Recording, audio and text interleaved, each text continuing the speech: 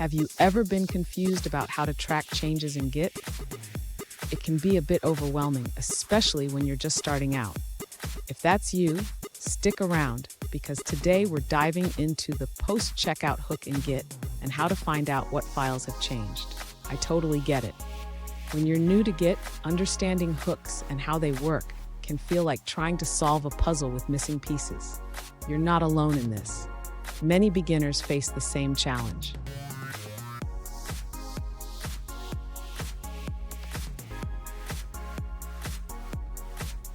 Let's look at the specific question at hand.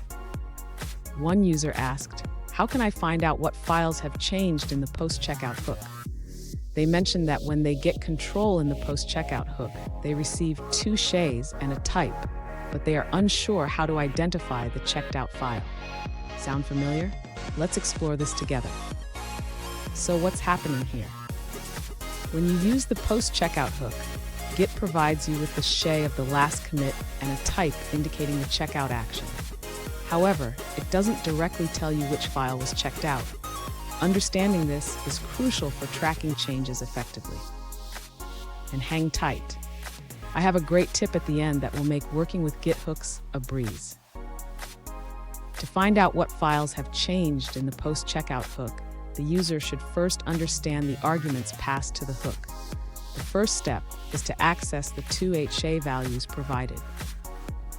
Next, the user needs to compare these two shays to identify the differences. This can be done using the git command that shows the changes between two commits.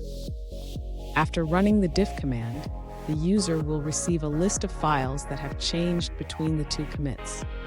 This list will help identify which files were checked out. Finally, if the user wants to take action based on the changed files, they can loop through this list in the post-checkout hook to perform any necessary operations.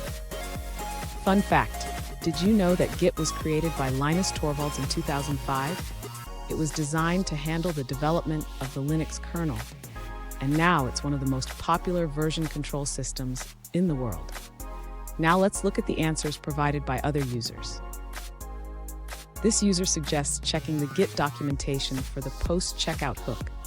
It explains that the hook receives three parameters: the previous head, the new head, and a flag indicating the type of checkout.